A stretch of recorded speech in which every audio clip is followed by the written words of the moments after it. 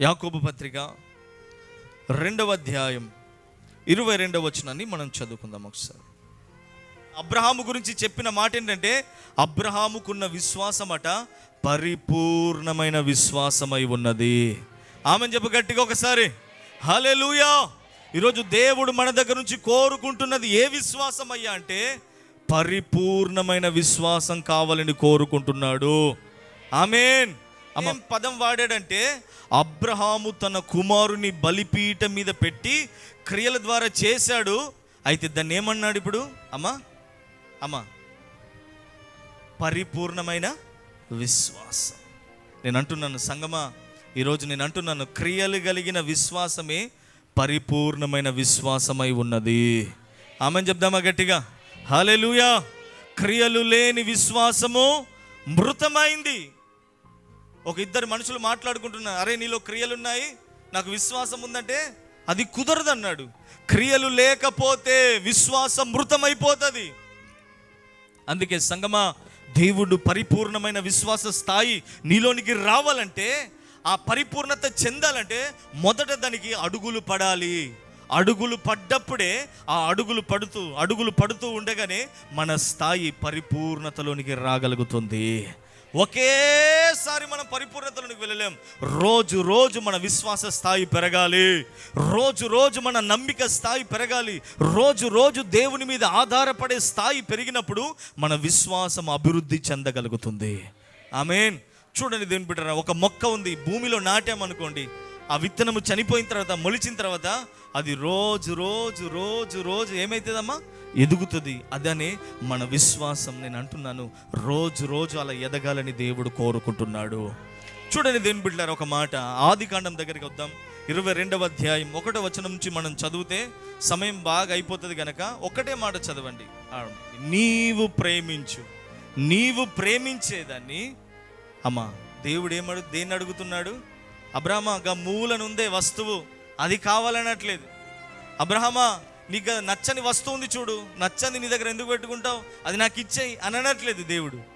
నువ్వు అన్నిటికంటే ఎక్కువగా దేన్ని ప్రేమిస్తున్నావో ఆ కుమారుడే కావాలయ్యా నాకు అంటున్నాడు దేవుడు. అబ్రహాం ఏం చేశాడు? కుదరదు ప్రభా, వద్దు ప్రభా, లేదు ప్రభా, ఇవ్వను ప్రభా, కాదు ప్రభా అన్నాడా? అమ్మా, విశ్వాసం అంటే పొందుకోవడమే కాదు, విశ్వాసం ఇవ్వడం కూడా విశ్వాసం అయి ఉన్నది. ఆమెను చెప్దామా గట్టిగా? ఒక మాట గుర్తుపెట్టుకోండి, దేవా నాకు ఇవ్వయ్యా అని విశ్వాసముతో పొందుకోవడం కాదు, పొందుకోవడము విశ్వాసమే. దేవుని కొరకు అర్పించడము కూడా విశ్వాసమై ఉంది. ఇప్పుడు ఆ విశ్వాసమే లేకపోతే అబ్రహాము తన కుమారుని బలిపీఠం మీద పెట్టేవాడా? అక్కడ రాయబడిన మాట ఏంటంటే, చూడండి, ఆ మాట కూడా మీకు చూపిస్తాను. చూడండి దేని బిడ్డలారా, హెబ్రీ 10:17 చదవండి. ఆల్రెడీ అబ్రహాము తన మైండ్లో ఇస్సాకుని ఏం చేశాడట? బలి అర్పించాడు. ఎందుకో తెలుసా? నా దేవుడు మృతతుల్యమైన నా కుమారుని తిరిగి లేపగలడు అని. మరలా నా కుమారుని తీసుకున్న కుమారుడు బూడిద అయినా కూడా ఆ బూడిదను మరలాగా మనిషిగా మార్చి నాకు ఇవ్వగలడు అన్న విశ్వాసముతో అబ్రహాము ఉండగలిగాడు. ఆమెను చెప్దామా గట్టిగా? హల్లెలూయా. పరిపూర్ణమైన విశ్వాసం అంటే అదే, క్రియలతో కూడిన విశ్వాసం. అబ్రహాము దేవుణ్ణి నమ్మెను. ఏంటయ్యా నమ్మికం? ఇదివరకు ఎవరికైనా అలాంటి జరిగిందా? జరగలేదు. భూమి మీద జరిగిందమ్మా? అబ్రహాముకే జరిగింది మొదట. నేను అంటున్నాను దేవుని బిడ్డ, భూమి మీద వారికి జరిగితే దేవుడు అలా చేశాడు కదా, నేను నిలబడతా అని ఆధారం ఏమీ లేదు. నేను అంటున్నాను దేవుని బిడ్డలారా, ఏవి చూడనప్పుడే, ఏవి విననప్పుడే, ఏవి కంటికి కనబడనప్పుడే దేవుడు ఇవ్వమంటే ఇవ్వడానికి బలిపీఠం మీద తన కుమారుని పెట్టి అర్పించాడట. అది కదా విశ్వాసం. అందుకే అబ్రహామును దేవుడు అనేక జనములకు తండ్రిగా మార్చాడు. ఆమేన్. అబ్రహామును అనేకులకు విశ్వాస తండ్రిగా మార్చాడు.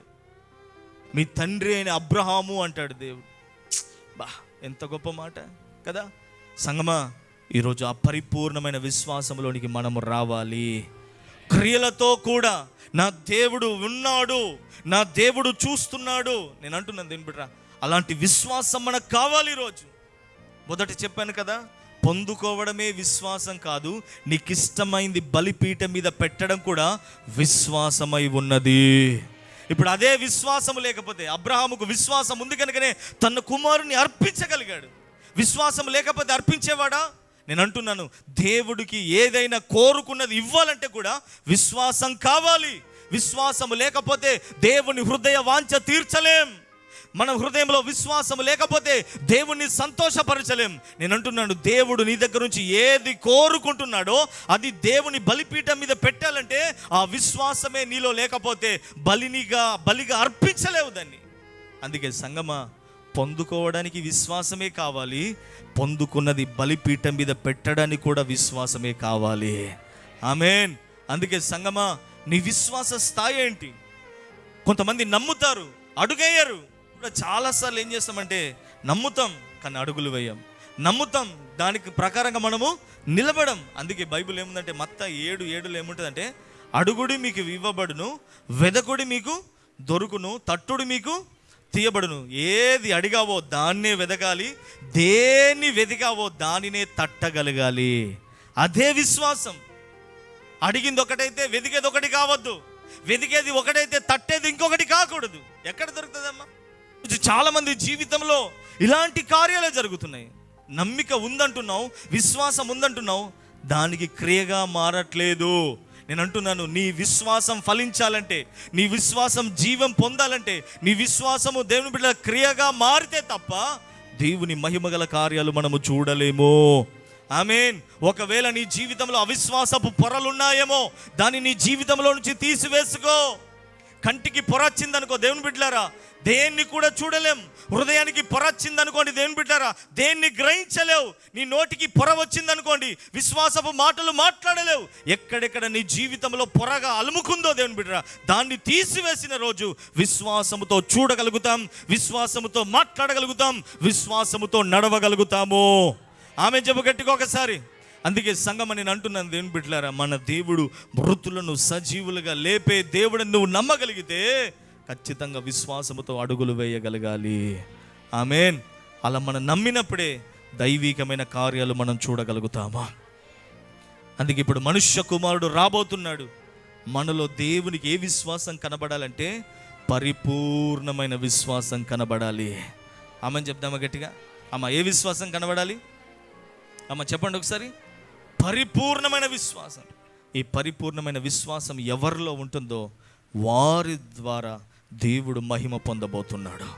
మహిమగల కార్యాల కొరకు దేవుడు వారిని వాడుకోబోతున్నాడు. ఆమేన్. హల్లెలూయా.